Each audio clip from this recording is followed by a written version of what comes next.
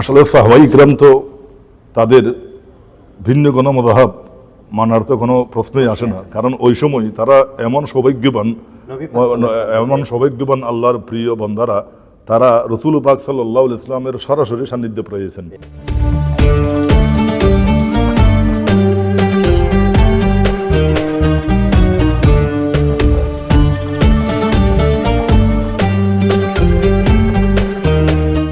আলহামদুলিল্লাহ রব্বিল আলামিন ওয়াসসালাতু ওয়াসসালামু আলা রাসূলিহিল কারীম ওয়া আলা আলিহি ওয়া আসহাবিহি আজমাইন। সুপ্রিয় দর্শক, দৈনিক আজাদী আলোকবর্তিকায় আপনাদের স্বাগতম জানাচ্ছি। আমি জসিমউদ্দিন মাহমুদ। আজকের বিষয় মাযহাব, তাকলিদ, মুস্তাহিদ।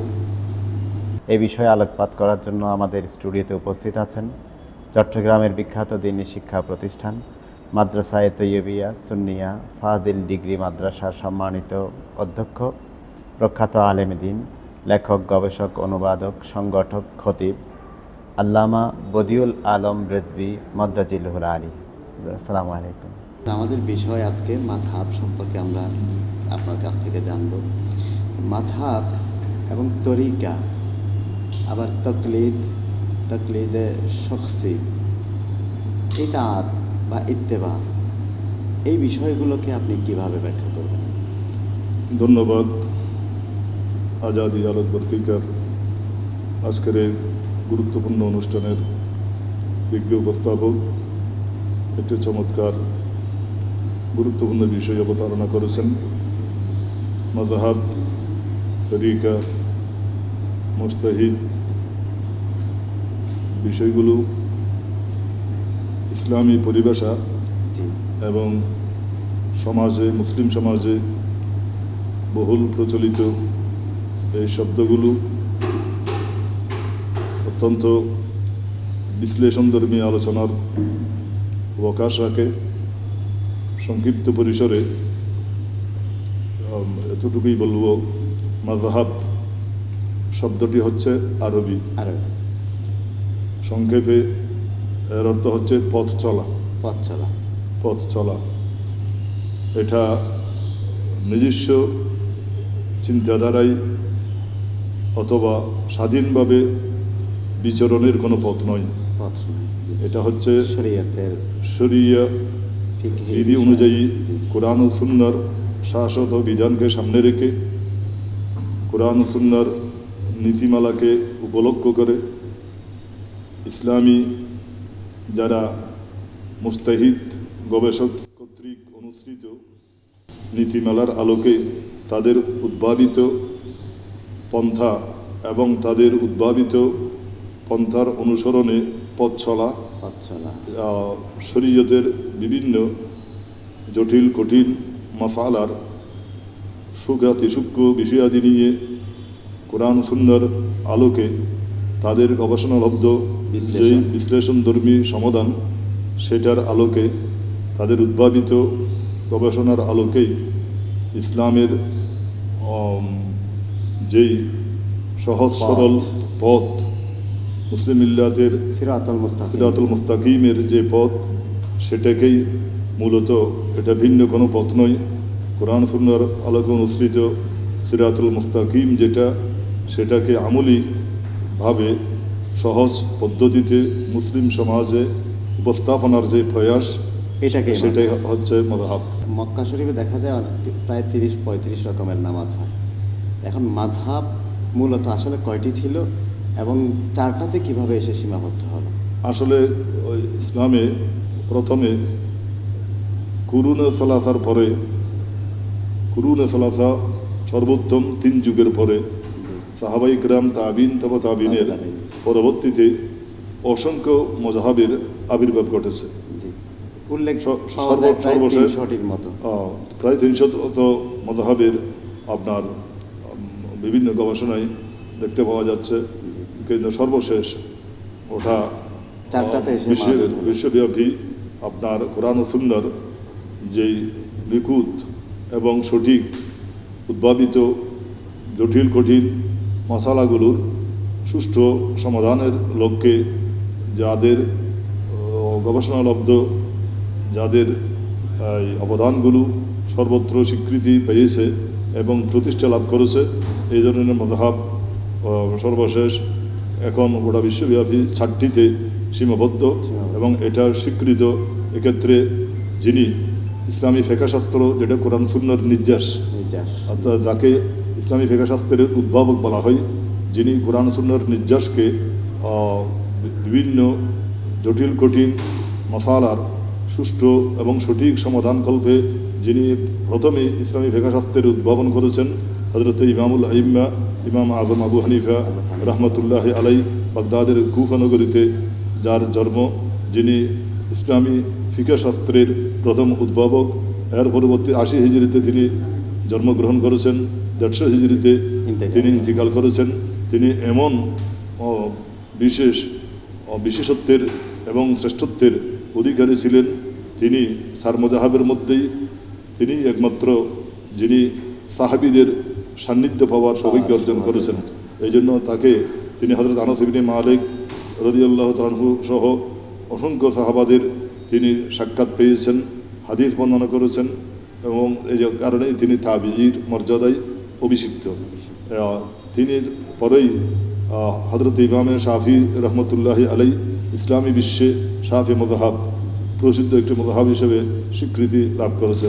এরপরে মালিকি মযহাব হযরত আনাস ইবনে মালিক রাদিয়াল্লাহু তাআলা হযরতে মালিকি মযহাব, এটাও আরব বিশ্বের মধ্যে ব্যাপক সমাদৃত। এরপরে আপনার ইমাম আহমদ বিন হাম্বল, হযরত আহমদ বিন হাম্বল কর্তৃক প্রবর্তিত যেটা মযহাব, এই 4টি মযহাব হুজ্জাতুল্লাহিল বালিগা হযরত শাহ ওলিউল্লাহ মুহাদ্দিস দেহলভী কর্তৃক লিখিত। তিনি বিশদভাবে মযহাবের গুরুত্ব, প্রয়োজনীয়তা এবং মযহাবের আজকের যুগে যে ইসলামের যেটা সৌন্দর্য এবং ইসলামকে আপনার কোরআন ও সুন্নাহর গবেষণার ভিত্তিতে বিশ্বব্যাপী ইসলামের সৌন্দর্যকে বিকশিত করার যে একটা মার্জিত, শালীন এবং চমৎকার একটা উপস্থাপনার মাধ্যমে ইসলামের বিভিন্ন বিষয়কে সৌন্দর্যমণ্ডিতভাবে উপস্থাপন করতে সক্ষম হয়েছেন এই 4 মযহাব।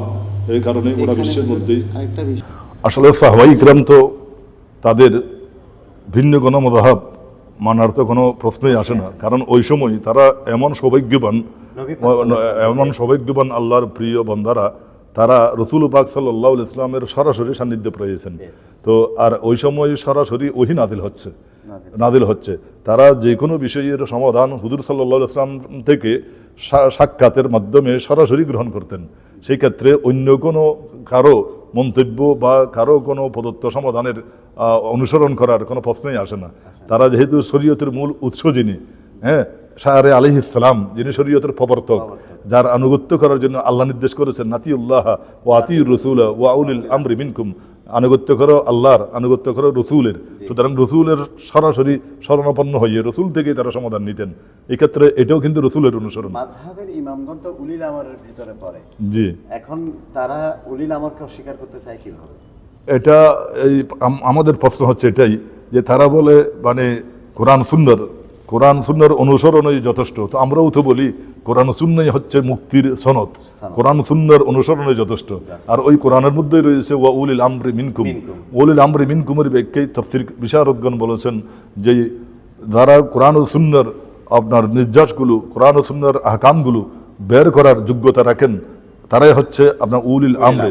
তাদের মধ্যে হচ্ছে মুস্তাহিদ ইমামগণ এবং হক্কানে ওলামাগণ এবং তরিকতের মাশায়েখগণ এবং উল্লেখযোগ্য মুফাসসিরিন ইকরাম, যারা কোরআনের তাফসীর বিশারদ, যারা হাদিসের বিশারদ, যারা তাদের এই উলিল আমর দ্বারা তাদেরকে ব্যাখ্যা করা হয়েছে। তাফসীরে তাবারি থেকে শুরু করে, তাফসীরে রুহুল বয়ান থেকে শুরু করে উল্লেখযোগ্য তাফসীরগুলোতে উলিল আমরে মিনকুমের ব্যাখ্যায় আমরা মুস্তাহিদ ইমামগণের অনুসরণের অপরিহার্যতার বিষয় আমরা দেখতে পাচ্ছি। সুতরাং উলিল আমরি মিনকুম কোরআনের উপর যদি আমল আমরা করি, তাহলে মযহাব অস্বীকার করার কোনো উপায় নেই, কোনো সুযোগ নেই। একটা বিষয়, মুজতাহিদ ইজতিহাদ করতে গিয়ে যদি ভুল করে কিংবা শুদ্ধ করে, তখন বিধান কি? যিনি মুস্তাহিদ, এটা হাদিসে পাকের মধ্যে রয়েছে, একজন মুস্তাহিদ আল মুস্তাহিদু ইউখতি ওয়া ইউসিবু, যিনি মুস্তাহিদ তিনি ভুলও করার সম্ভাবনা আছে, তিনি শুদ্ধ করতে পারেন। তার নিয়ত কিন্তু একটা ইসলামের গুরুত্বপূর্ণ মানে সত্যকে উদ্ঘাটন করা। একজন মুস্তাহিদের নিয়ত হচ্ছে যে স্বপ্ন হচ্ছে, পরিকল্পনা হচ্ছে সত্যকে বের করা, অনুসন্ধান করে বের করা, উদ্ঘাটন করা। সুতরাং এই ক্ষেত্রে ওনার যে কর্ম প্রচেষ্টা, ওনার যে সাধনা, এক্ষেত্রে উনি যদি ভুলও করেন সেই ক্ষেত্রে এক স্বভাব আছে, একটি মানে এক গুণ স্বভাব রয়েছে। আর যদি তিনি সঠিক হন, তার সিদ্ধান্তে যদি তিনি সঠিকভাবে উপনীত হন, গবেষণায় যদি তিনি পূর্ণ মাত্রায় সফলতা অর্জন করেন, তখন তার ক্ষেত্রে দ্বিগুণ স্বভাব। এই জন্য মানে ও ইন আসাবা ফালাহু আজরান বলা হয়েছে, আজরান দ্বিগুণ, ওই নাখতা ফালাহু আজরুন ওয়াহিদ, এক গুণ যদি ভুল করে, এই ক্ষেত্রে ভুল হোক শুদ্ধ হোক, এই ক্ষেত্রে দুইটার মধ্যেই কল্যাণ আছে। এখানে হুজুর অনেকেই মাযহাবকে যারা অস্বীকার করে, মূলত তো তারা আরেকটা মাযহাব, লা মাযহাব বলতে ওটাও আরেকটা মাযহাব না। এটা আমরা লা মাযহাব মানে আমরা তাদেরকে পথভ্রষ্ট সম্প্রদায় বলবো। অর্থাৎ লা মাযহাব মানে পথ নেই, যিনি পথ হারা, যিনি দিশেহারা, যিনি দিগ্ভ্রম, যিনি পথ খুঁজে পান নাই।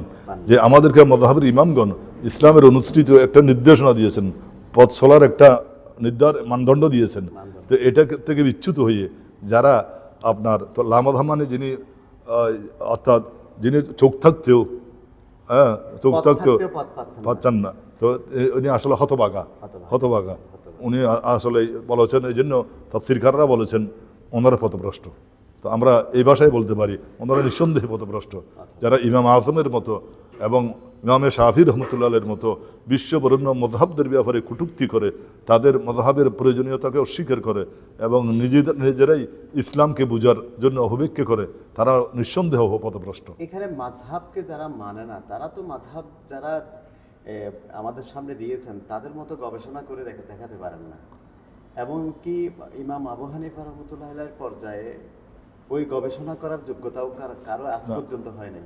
না, এ পর্যন্ত তো চার মযহাবের পরেই, এই জন্য তো ইনহাসারুল ওয়াল ইনসাফু আন্না ইনহাসারুল মাযাহিব আরবা, অর্থাৎ মযহাব আরবার মধ্যে ইয়া করা, আপনার সীমাবদ্ধ থাকা, মযহাবের মযহাবের সংখ্যাটা, এটা সীমাবদ্ধ থাকা, এটা হচ্ছে কি আল্লাহর একটা ফদলুন ইলাহিয়ুন বলেছেন, এটা আল্লাহর অনুগ্রহ বলেছেন। এটা শাহ ওলিউল্লাহ মুহাদ্দিস দেহলভী এবং মোল্লা জিয়ুন রহমতুল্লাহ আলাইহি তাফসীরে আহমদিয়ার মধ্যে এই চার মযহাবের মধ্যে সীমিত রাখা।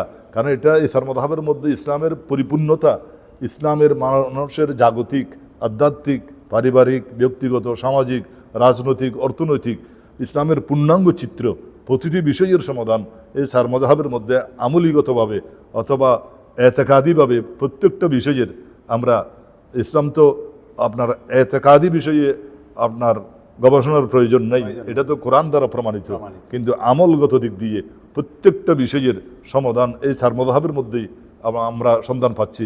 সুতরাং এই চার মযহাবের বাইরে যাবার কোনো সুযোগ নেই এবং প্রয়োজনও নেই। যদি কেউ দাবি করে, এবং এটা হচ্ছে অবান্তর এবং এটা হচ্ছে আপনার সত্য থেকে বিচ্যুত হওয়ার নামান্তর। এখানে চারটা মাযহাবের ভিতরে যে মাদুদ হলো, তার দলিলে আসর কি হতে পারে, এটাকে আপনি কি এক কথায় কি বলবেন? না, এটা আপনার এক কথায় এটা চারজনের মধ্যে যে সীমাবদ্ধ, এটা হচ্ছে যালিকা ফাদলুল্লাহি ইউতিহি মান ইয়াশা। হ্যাঁ, এটা হচ্ছে আল্লাহর বিশেষ অনুগ্রহ। আল্লাহ যাদেরকে এই যোগ্যতা দান করেছেন, তাদের মধ্যে হযরত ইমামে আযম, যাকে সিরাজুল উম্মাহ বলা হয়, উম্মতের উজ্জ্বল প্রদীপ বলা হয়েছে।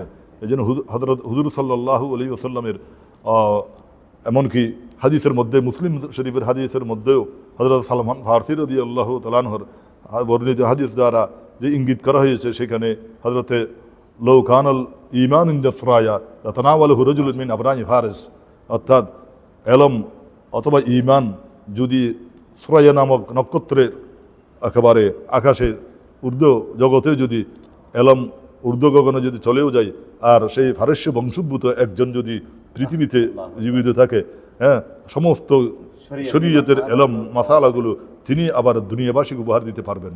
আর এই হাদিসের মর্ম মুফাসসিরিন ইকরাম, মুহাদ্দিসিন ইকরাম সবাই এক বাক্যে বলেছেন, তিনি আর কেউ নন, তিনি হচ্ছেন ইমামে আজম আবু হানিফা রহমতুল্লাহ আলাইহি। সুতরাং তিনি এমন এক মহান ইমাম, যার পদত্ব সমাধানের মধ্যে তিনি, তার শ্রেষ্ঠত্ব হচ্ছে তার ছাত্রদের মাধ্যমে।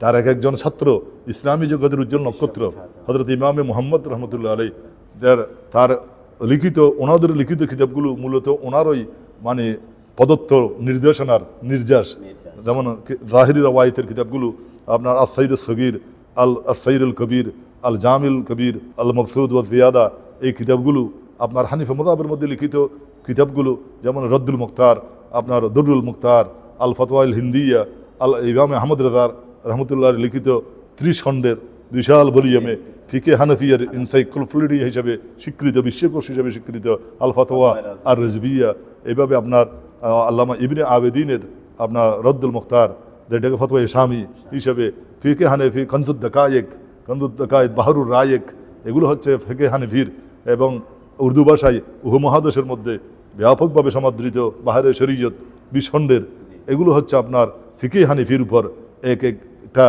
অনবদ্য দলিল। আলহামদুলিল্লাহ, আপনি অনেক সুন্দর বললেন, আপনার প্রতি জি। কৃতজ্ঞতা। জি। সুপ্রিয় দর্শক, সঙ্গে থাকার জন্য অনেক কৃতজ্ঞতা, ভালোবাসা। ভালো থাকুন, অশেষ শুভকামনা। আসসালামু আলাইকুম ওয়া রাহমাতুল্লাহি ওয়া বারাকাতুহু।